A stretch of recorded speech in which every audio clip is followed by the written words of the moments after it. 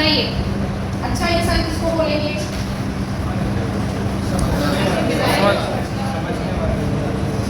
है ना?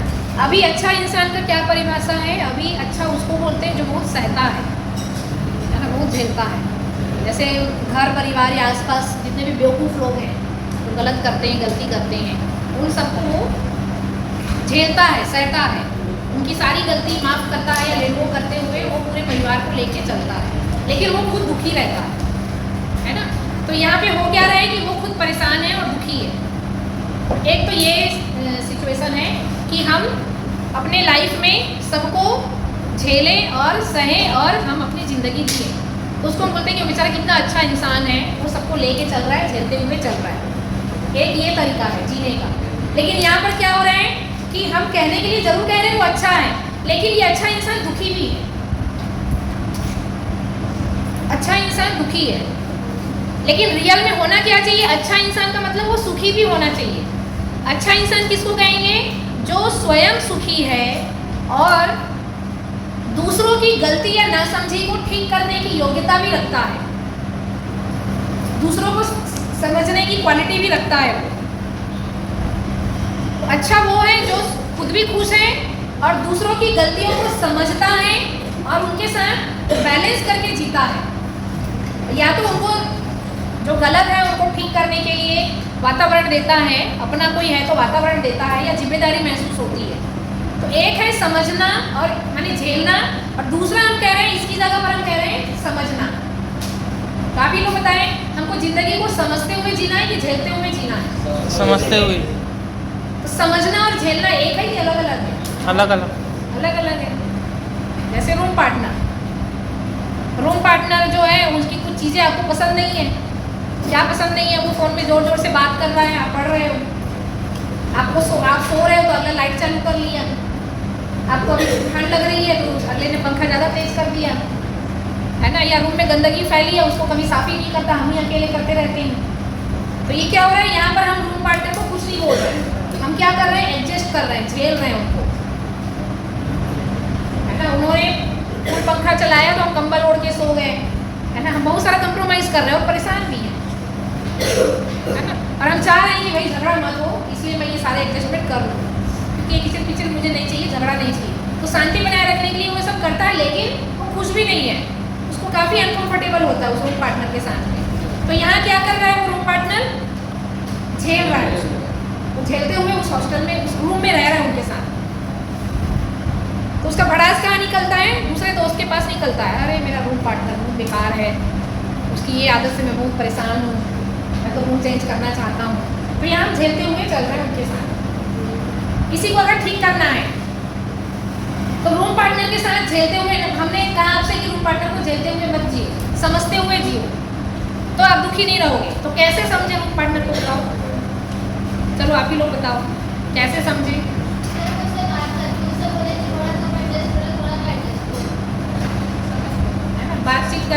बातचीत करेंगे तभी तो समझेंगे।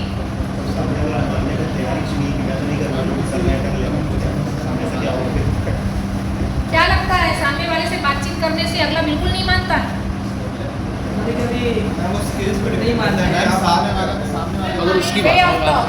हमेशा ना हमारे बातचीत करने के तरीके पे निर्भर करता है, हम बात किस तरीके से कर रहे हैं। अगर हम बड़े प्यार से पोलाइटली एक दोस्त की तरह बात कर रहे हैं तो रास्ता बिल्कुल निकलेगा। वो एडजस्ट नहीं भी कर पा रहा होगा तो वो भी रास्ता निकालेगा कि नहीं ठीक है। लेकिन अगर हमारा वे ऑफ टॉक बड़ा पावरफुल रहा, मालिक टाइप का रहा, थोड़ा बॉस टाइप का, तो वहाँ पे बात नहीं बनती है। इसी बात से मुझे एक घटना याद आ रही है, काउंसलिंग के दौरान की एक घटना है। एक स्टूडेंट मेरे पास आती है ना, और वो मुझे कहती कि मैं बहुत परेशान हूँ अपने रूम पार्टनर से, और मैं चाह रही हूँ कि रूम पार्टनर चेंज हो जाए, और अभी ऑप्शन नहीं है रूम पार्टनर चेंज करने का, मुझे एक साल रहना पड़ेगा। तो मैंने कहा क्या बात होगी? तो बोले मैं उनकी आदत से परेशान हूँ। मैंने कहा क्या आदत है? तो बोले उनकी ये आदत है कुछ भी खाए कहीं भी फेंक दे, कचरा आया हाथ में तो कहीं भी फेंक दे, और मेरी आदत है डस्टबिन में डालना। मैंने कहा अच्छी आदत है। तो बोले मैं उसके शुरू से मैं देख रही हूँ उनको कि वो कहीं भी कुछ भी केला खाए या कुछ भी बिस्किट खाए, कुछ भी खाए तो वो सीधे ऐसे फेंक देती है। डस्टबिन में उठा के नहीं डालती है। और भी ऐसी छोटी छोटी बहुत सारी बातें, तो मैं भी एक ही आदत को बता रही हूँ मैं केवल, डस्टबिन में ना डालने वाली आदत को। तो बोले मैडम मेरी ना आदत है, मैं कहीं भी रहती हूँ ना, कहीं भी जाती हूँ पब्लिक प्लेस में भी कहीं भी, तो मुझे ऐसा दिखता है तो मैं सीधा उठा के डस्टबिन में डालती हूँ। तो मैंने ऐसा किया कुछ दिन तक, तो बोला और फिर उसने नहीं किया, कुछ दिन किया उन्होंने, फिर ये हैबिट में नहीं आने पर फिर मैंने करना शुरू किया। तो जब भी गंदगी करे मैं उठा के साफ कर दूँ और मैं रख दूँ, तो मुझे लगे शायद वो सीख ले, लेकिन ऐसा नहीं हुआ, है ना। तो फिर उसके बाद में मैंने फिर उसको हमेशा लेक्चर देना शुरू किया कि देख तेरी आदत अच्छी नहीं है। तो आज के डेट में ऐसा हो गया है कि अगला जो है उल्टा करती है। उल्टा का मतलब अब उसे पता चल गया है कि मुझे क्या नापसंद है, तो जानबूझ करके मेरे सामने कचरा करे, कचरा फेंक दे, हाँ इतना उसको इतना परेशान कर दे कि अब मैंने मैं बहुत परेशान हूँ, मैं क्या करूँ। चलो आप ही लोग बताओ क्या क्या आंसर देना चाहिए मुझे, क्या सॉल्यूशन है इस बात का बताओ। अगले से बहुत रिएक्शन है, सामने वाला जो है वो उल्टा ही करता है, अब ये ठीक कैसे होगा, और ये प्रॉब्लम बढ़ क्यों गई, और ये ठीक कैसे होगा बताओ। प्यार से समझाना था उसको, प्यार से समझाना था उसको। कहाँ कर पड़ी हुई, ये प्रॉब्लम बढ़ क्यों गया समझाने में। जिस दिन उसने पहली बार कचरा फेंका उसी दिन बताओ। जिस दिन मतलब जिसने कचरा फेंका उसको उसी दिन समझा देना चाहिए था, झेलना नहीं चाहिए था उतने दिन। हाँ और कोई आंसर है?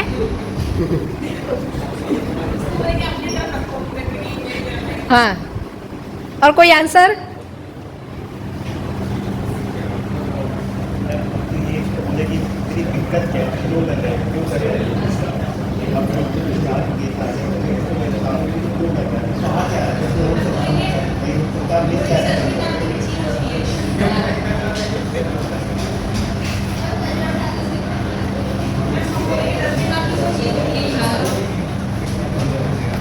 हाँ भाई और कोई आंसर देना चाह रहा है?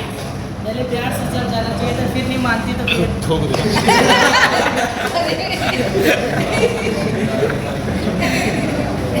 देखो ये कहावत ना अब काम नहीं करता है, लातों के भूत बातों से नहीं मानते हैं। ये कहावत अब गायब हो गया है, अब जमाना खत्म गया ये। अब घर में भी ये फार्मूला गायब हो गया, लेकिन ये प्रॉब्लम देता है। देखो यहाँ पे हुआ क्या है कि पूरी बातचीत से मेरे को ये समझ में आया कि अगले ने एक या दो ही बार कोशिश की कि समझाने की कि अगला ठीक हो जाए, बात को समझ जाए, है ना। यहाँ पे क्या हुआ कि जो प्रॉब्लम में है, जिन्होंने मेरे पास कंप्लेन लेकर के आई है, उनसे ये गलती हो गई कि उन्होंने कुछ ज़्यादा ही ओवरडोज दे दिया, कुछ ज़्यादा ही उनके पीछे लग जाना। तेरी आदत अच्छी नहीं है, तेरी आदत अच्छी नहीं है, ऐसे पीछे लग जाना, ऐसे मत कर, ऐसे कर। तो ये बार बार लेक्चर देना, बार बार उसको बोलते रहना, और फिर बोलने का तरीका जरूरी नहीं हर बार प्यार से रहे, है ना। तो गुस्सा भरा भी हो सकता है वो जवाब देना। तो इसमें मैंने ये देखा कि इस पूरी बातचीत में मेरे को ये समझ में आया, एक तो अगले के पीछे पड़ जाना। तो मैंने कहा इतना पीछे क्यों पड़ गई थी तुम? तो बोले मैडम उनकी खराब आदत थी, मैं सुधारना चाह रही थी। तो मैंने बोला पीछे पड़ के नहीं सुधार सकते आप किसी को, तो ज़्यादा ही पीछे पड़ के सुधार रहे थे आप, है ना। तो मैंने फिर ये समझाया उनको कि देखो आपकी आदत है, कहीं गलत हो रहा है या गंदगी है उसको ठीक कर देना, ये अभी उनकी आदत में नहीं है। आपकी आदत में आप करिए, दूसरे की आदत में नहीं है, तो उसको आप समझाइश दे सकते हो एक दो बार, और पीछे नहीं पड़ सकते आप।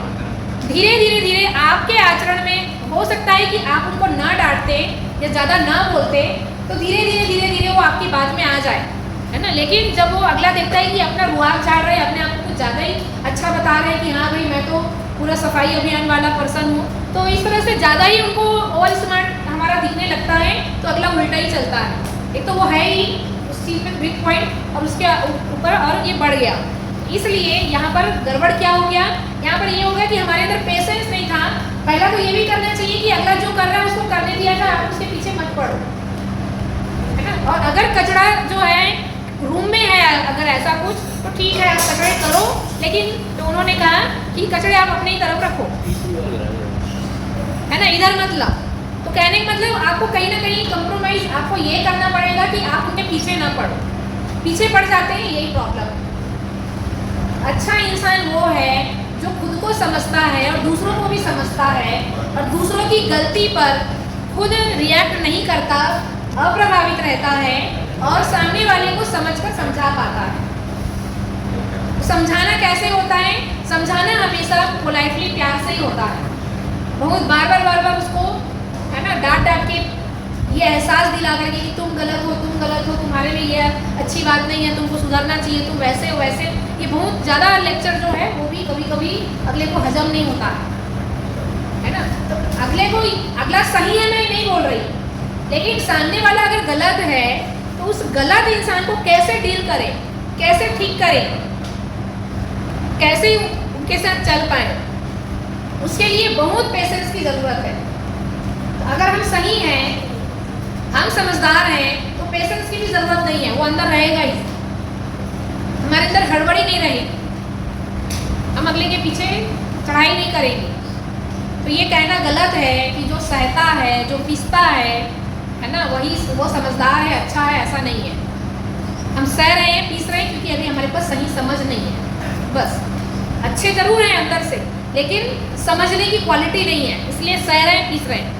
हमको सहना नहीं है, समझना है। हमको झेलना नहीं है, हमको समझना है। पहुँच रही बात? तो आप लोग अपने अपने रूम पार्टनर को झेलिए मत, सहिए मत, समझिए। और समझने के लिए दोनों को बात करना पड़ेगा। देखो भाई, अपन दोनों को इस रूम में रहना है, तो मैंने अभी हफ्ते भर में देख लिया तुम्हारा ये चीज़ मुझे दिक्कत दे रहा है, तुम बताओ मेरा कौन सा चीज़ तुमको दिक्कत दे रहा है। अब यहाँ पर इसको ठीक कर लेते हैं ताकि मैं भी इस रूम में ठीक से रह पाऊँ, तुम भी रह पाओ, तो आपस में बात कर ले।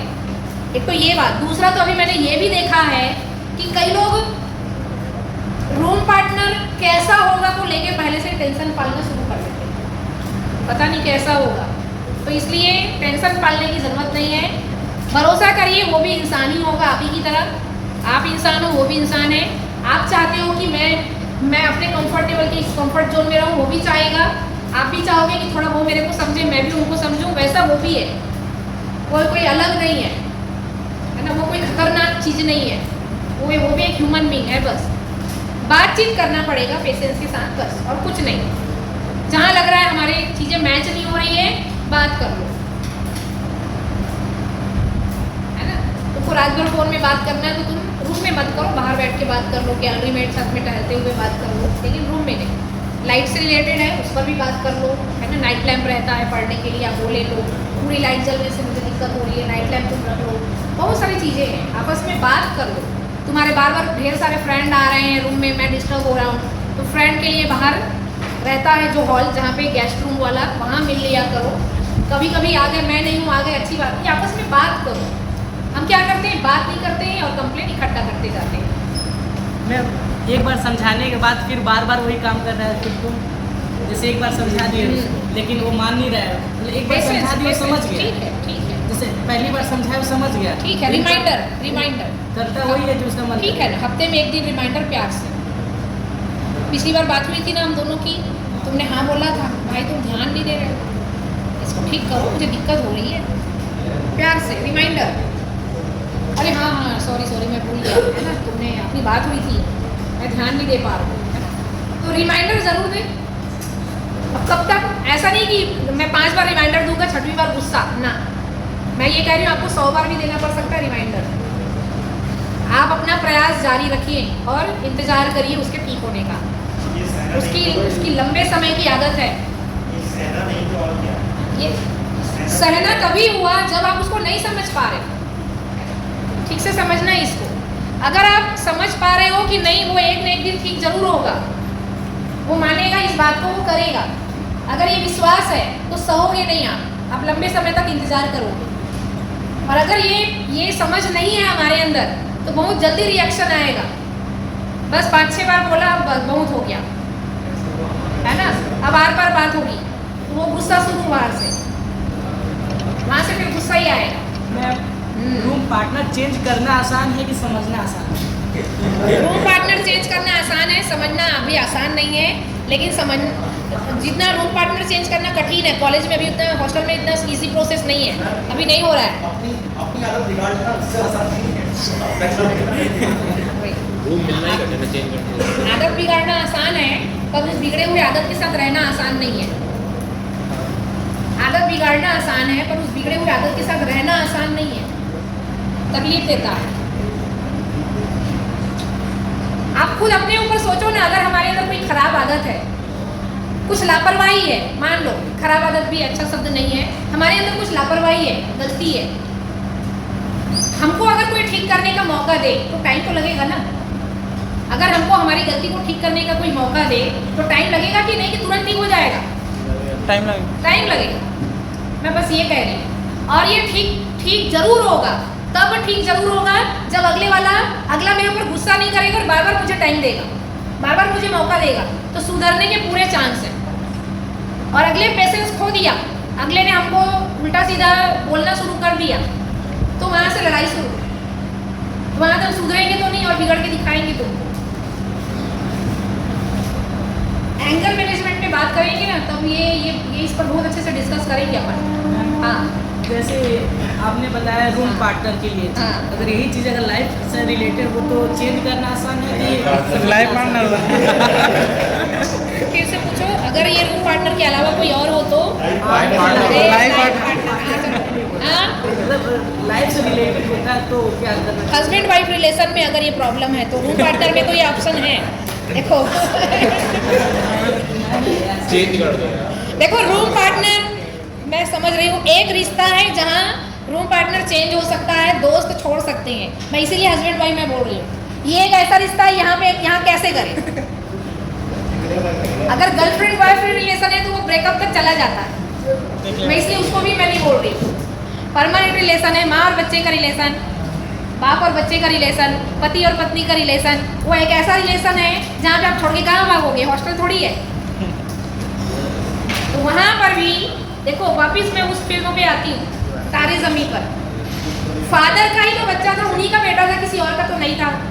फादर में पेशेंस नहीं था, रोज अपनी वाइफ से लड़ाई करता था, तुमने बच्चे को बिगाड़ रखा है। वो एंग्री मैन था उस पिक्चर में पूरा। अब बच्चे को डांट रहा है, अपनी वाइफ को डांट रहा है, ना वाइफ को समझ रहा है ना बच्चे को समझ रहा है। क्या रास्ता निकाला उसने? ऐसा रास्ता निकालना जिससे किसी का भला नहीं हुआ। तो यहाँ पे वो जो फादर थे, वो फादर को चाहिए था कि भाई तुम्हारे एग्रीमेंट के कारण, तुम्हारे पेशेंस नहीं होने के कारण कुछ भी ठीक नहीं हुआ, गड़बड़ हुआ। तो यहाँ पे उसके अंदर अगर समझदारी होती, पेशेंस होता अपने बच्चों को लेकर। पेशेंस कब आता है? अंडरस्टैंडिंग से कम में पेशेंस नहीं आएगा। ठीक से समझिएगा, पेशेंस या धैर्य बिना समझदारी के कभी नहीं आएगा। वो सहना झेलना ही होगा। सहना और झेलना पेशेंस नहीं है। पेशेंस का मतलब यहाँ पे मैं कूल हूँ, आराम में हूँ, मैं देख रहा हूँ कि बच्चा अभी पढ़ाई नहीं कर रहा है, स्कूल नहीं जा रहा है, ठीक से नहीं कर रहा है, तो मैं देख रहा हूँ कि कुछ ठीक तो नहीं है, तो कुछ दिन और मैं देख लेता हूँ बच्चा ठीक हो रहा है कि नहीं, मेरे डांटने से, समझाने से। देख रहा है फादर की 3 महीने 6 महीने, ये साल भर हो गया, बच्चा ठीक नहीं हो रहा है मेरे डांटने से, तब मुझे समझ में आ रहा है ये मेरे से ठीक नहीं होगा, अब मुझे इसको किसी डॉक्टर या साइकेट्रिस्ट को दिखाना चाहिए। ये है पेशेंस। और सहना झेलना, सहना क्या चीज़ है? 3 महीने से 6 महीने से मैं झेल रहा हूँ, बच्चे को सह रहा हूँ, अब ज़्यादा हो गया तो ब्लेम लगाना शुरू, तो माँ ही गड़बड़ हो, बच्चे को बिगाड़ रखा है, बच्चा ही गड़बड़ है, माँ ही गड़बड़ है, तो वहाँ एंगर शुरू। फिर अनाप शनाप जो भी मन में आया वो रास्ता निकाला, या तो स्कूल चेंज कर दो, या हॉस्टल में डाल दो, है ना, या मारपीट दो। ये रास्ता नहीं है। मैं इसीलिए परमानेंट रिश्ते पे बात कर रही हूँ। ये रूम पार्टनर में भी बहुत सारे हमको लूज पॉइंट मिलेंगे कि भाई रूम पार्टनर ही तो बदल दें। रूम पार्टनर बदलना सॉल्यूशन नहीं है। ये दूसरे रूम पार्टनर के साथ फिर से ये प्रॉब्लम आएगा। आप जिंदगी में किसी रूम पार्टनर के साथ रह नहीं पाओगे, लाइफ पार्टनर के साथ भी नहीं रह पाओगे। तो ये जो ये जो कॉलेज और हॉस्टल है ना, ये ट्रेनिंग है फ्यूचर के लिए। अगर आप यहाँ रूम पार्टनर के साथ रहना सीख गए तो आप लाइफ पार्टनर के साथ रहना सीख जाओगे। रूम पार्टनर को समझ गए तो उनको भी समझ जाओगे, क्योंकि उस नए पर्सन के साथ भी दिक्कत आएगी। तो ये सब ट्रेनिंग पीरियड है। यहाँ क्लास में, रूम में, ये सब ट्रेनिंग पीरियड है। ये आप यहाँ बहुत सारी ट्रेनिंग ले रहे हो। ये ट्रेनिंग आपको जॉब एरिया में काम आएगा, फैमिली एरिया में काम आएगा। यहाँ आप रूम पार्टनर को समझ रहे हो, क्लासमेट को समझ रहे हो, तब जहाँ नौकरी करोगे वहाँ बॉस को भी समझोगे, साथ में काम करने वाले कुलीग को भी समझोगे, और आपकी लाइफ पार्टनर को भी समझोगे आप। तो ऐसा नहीं कि ये केवल रूम पार्टनर की ट्रेनिंग है, ये हर ह्यूमन बीइंग की ट्रेनिंग है। आप ह्यूमन बीइंग के साथ रहना सीख रहे हो, रूम पार्टनर के साथ रहना सीख रहे हो नहीं, आप एक ह्यूमन बीइंग के साथ रहना सीख रहे हो। और ये ट्रेनिंग जो है ये सब जगह काम आएगी। आप जहाँ नौकरी करोगे वहाँ पे आपके साथ काम करने वाले स्टाफ उतने अच्छे नहीं हैं, आपसे जलते हैं, उनसे आप परेशान हो, आप अपने बॉस से परेशान हो, तो ये सारा जो नॉलेज है रूम पार्टनर से रिलेटेड ये सब वहाँ काम आएगा, है ना। एंगर मैनेजमेंट पे मैं अगली क्लास में बात करूँगी, इसमें आप लोगों के सारे क्वेश्चन क्लियर हो जाएंगे और डिटेल में, क्योंकि वहाँ पे गुस्सा क्यों आता है उसको समझेंगे, कारण क्या है सोर्स ऑफ एंगर और ये कैसे ठीक होगा, वहाँ से आपके सारे और क्वेश्चन निकलेंगे आपके अंदर से। अगली क्लास में याद दिलाना हमको, उस पर बात करेंगे, क्योंकि आप लोग का आज की चर्चा में से ये थोड़ा आ रहा है मुझे कि उस पर भी एक बार बात होनी चाहिए, क्योंकि सामने वाला बात ही नहीं मान रहा है, कितना मौका दे, वही तो अभी इतना मौका दिए तो गुस्सा आ ही रहा है, इसलिए एंगर मैनेजमेंट कह रही हूँ मैं, उस टॉपिक पे हम बात करेंगे।